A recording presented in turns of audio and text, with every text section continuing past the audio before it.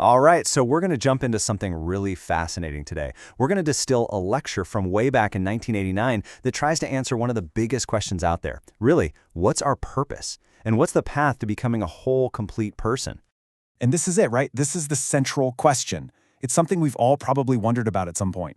What does it actually take to reach our full potential? Well, this lecture has a pretty unique and powerful way of looking at it. So the first big idea here is going to completely flip how you might see yourself in the world. It doesn't start with you as an individual. No, it starts with this beautiful, huge metaphor. Just think about that for a second. The idea is that none of us are truly separate. All of us, every single soul, we're all part of one single gigantic living tree. And our role in this? Each one of us is like one of those tiny hair-like roots, but an absolutely essential one. And here's the crucial part of that metaphor. Our whole purpose isn't just to survive on our own. As roots, our main job is to pull in nutrients, energy, knowledge, love, whatever, and send it up to nourish the entire tree. Our own existence is really meant to serve the whole. So then what's hell in this worldview? It's not some fiery place. It's a state of being. It's what happens when one of us, a root, forgets that we're all connected. When we start hoarding all the good stuff for ourselves. That kind of selfishness doesn't just hurt us, it literally causes the whole tree to start to weaken and wither. Okay, so if we're all part of this massive collective, what does that mean for us as individuals? Well, this is where it gets really exciting, because the lecture shifts to the incredible, almost unbelievable power that each one of us is holding. The speaker uses this brilliant analogy.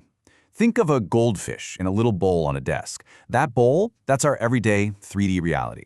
We swim around in it, thinking this is everything. But our true self, our soul, isn't the fish. It's part of the vast, limitless ocean that the water in that tiny bowl came from.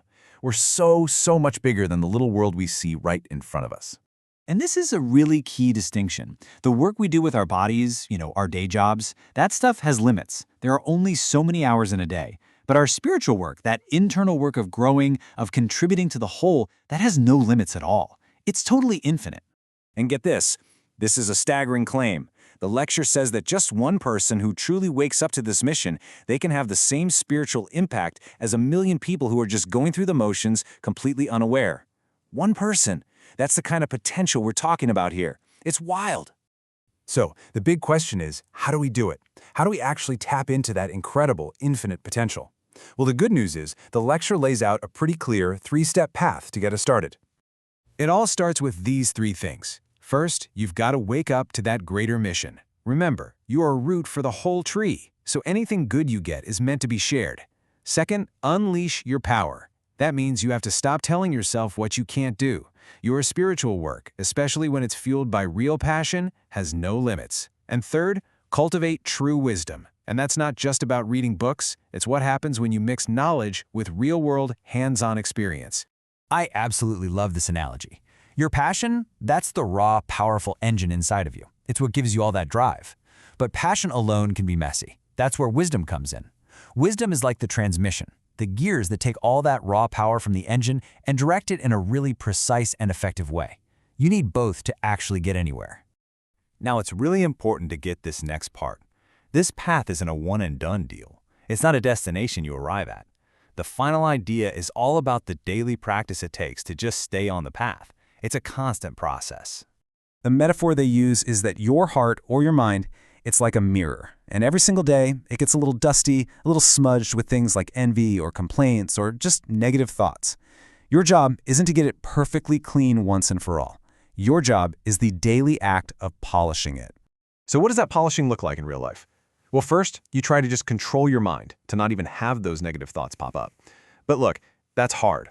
So second, if a negative thought does turn into a word or an action, you have to reflect on it right away, deal with it. And third, this is maybe the most important, you can never, ever stop. No matter how enlightened you think you are, that mirror can always get cloudy again. This work is for life. And that's really where the lecture leaves us, with this final, very personal question.